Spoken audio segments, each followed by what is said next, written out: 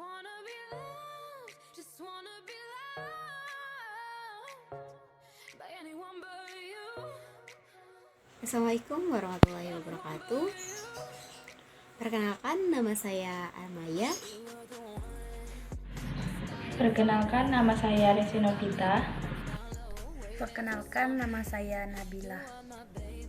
Kami dari kelompok 7 akan mempresentasikan tentang komunikasi dalam organisasi dan pengawasan dan pengendalian organisasi. Pentingnya komunikasi dalam suatu organisasi. Dengan adanya komunikasi yang baik akan membantu kelancaran organisasi dalam pencapaian tujuannya. Komunikasi yang efektif sangat penting dan sangat diperlukan dalam suatu organisasi.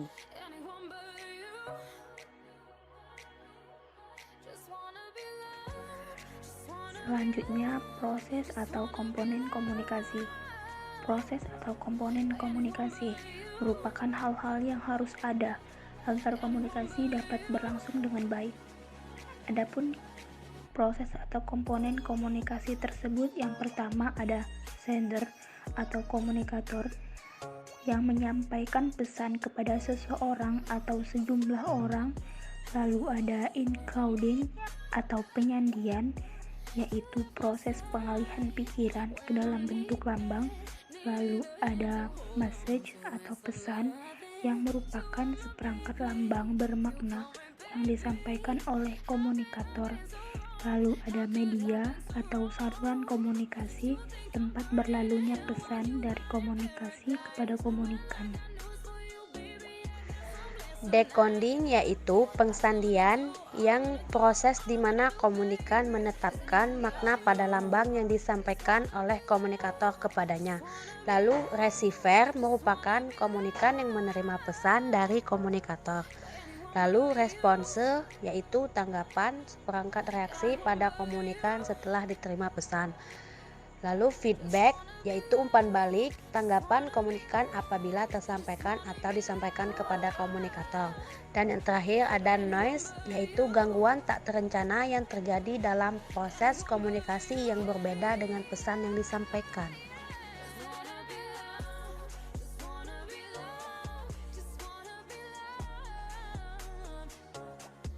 Fungsi komunikasi. A. Mengirimkan pesan secara hierarki kepada bawahan. Bermakna bahwa pesan yang disampaikan oleh atasan pada bawahan adalah untuk menyampaikan perintah, pengarahan, bimbingan, dan kebijaksanaan atau keputusan yang diberlakukan oleh organisasi. B.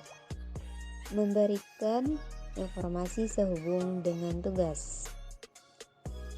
Pelaksanaan tugas ini harus dilakukan secara disiplin. Dapat membedakan hak dan tanggung jawab para bawahan dalam upaya pencapaian tugas dan tujuan organisasi. Yang C. Melaksanakan tinjauan tentang pelaksanaan tugas. Berarti atasan mengawasi setiap tugas para bawahannya. Yang D. Mengindoktrin agar bawahan menyadari dan mampu menginternalisasikan tujuan organisasi. Agar tujuan organisasi dapat berjalan, penting sekali komunikasi dalam suatu organisasi.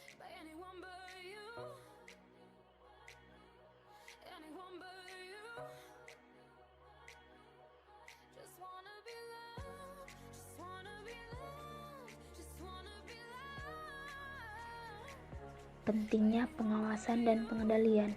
Pengawasan dan pengendalian merupakan hal yang saling berkaitan yang satu dengan yang lain.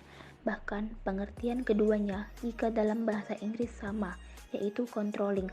Pengendalian manajemen adalah suatu usaha sistematik untuk menetapkan standar kinerja dengan sasaran perencanaan, mendesain sistem umpan balik informasi, membandingkan kinerja aktual dengan standar yang telah ditetapkan, menentukan apakah terdapat penyimpangan dan mengukur signifikasi penyimpangan tersebut.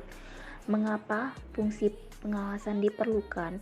Sebuah organisasi menetapkan tujuan, menetapkan rencana, dan mengorganisasikannya. Beberapa kasus mendorong perlu adanya fungsi manajemen yang diarahkan untuk memastikan apakah rencana yang diimplementasikan berjalan sebagaimana mestinya dan dapat mencapai tujuan yang ditetapkan atau tidak. Fungsi manajemen yang diarahkan untuk melakukan pengawasan atas apa yang telah direncanakan dan bagaimana langkah-langkah koreksinya dinamakan dengan fungsi pengawasan dan pengendalian. Dalam terminologi bahasa Inggris, fungsi ini sering dinamakan dengan fungsi controlling, evaluating, appraising, dan collecting. Secara lebih lengkap, Makler dalam Stoner, Freeman, dan Gilbert tahun 2000 mengemukakan fungsi pengawasan bahwa pada intinya pengawasan tidak hanya berfungsi untuk menilai apakah sesuatu itu berjalan ataukah tidak, akan tetapi termasuk tindakan koreksi yang mungkin diperlukan maupun penentuan sekaligus penyesuaian standar yang terkait dengan pencapaian tujuan dari waktu ke waktu. 1. Pengawasan berdasarkan proses kegiatan. Yang pertama ada pengawasan awal atau feed forward controlling. Biasanya dilakukan untuk memastikan apakah seluruh faktor input produksi lebih sesuai standar ataukah tidak. Kualitas dan kuantitas bahan baku, kualifikasi tenaga kerja yang akan ditugaskan, kesiapan mesin, dan lain sebagainya adalah sebagian dari contoh pengawasan awal atau feed forward controlling.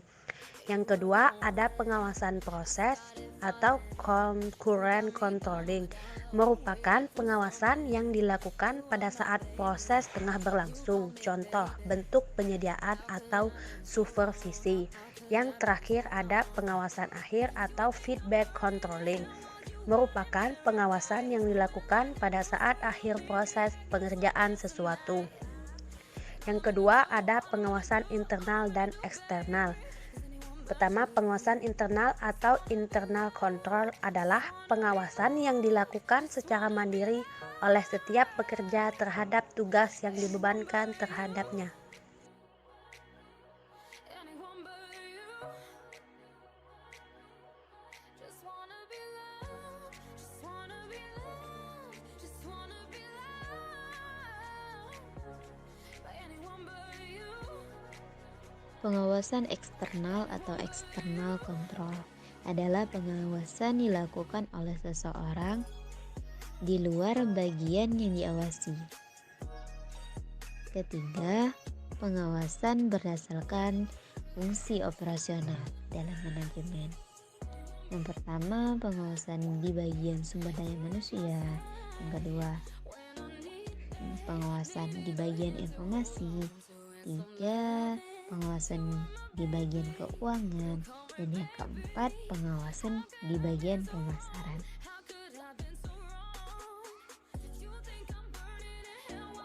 Sebab diperlukan pengawasan dan pengendalian. Beberapa gejala yang memerlukan pengawasan dan pengendalian. Di antara beberapa gejala yang biasanya menunjukkan perlu adanya kontrol atau pengawasan dan pengendalian perusahaan sebagaimana diterangkan oleh Kreitner tahun 1992 adalah sebagai berikut.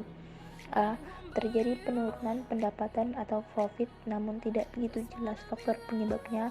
B. Penurunan tingkat kualitas pelayanan atau teridentifikasi dari adanya keluhan pelanggan. C. Ketidakpuasan pegawai. D. Berkurangnya kas perusahaan. E. Banyaknya pegawai atau pekerja yang menganggur. F. Tidak terorganisasinya setiap pekerjaan dengan baik. G. Biaya yang melebihi anggaran. H. Adanya penghamburan dan inefisiensi.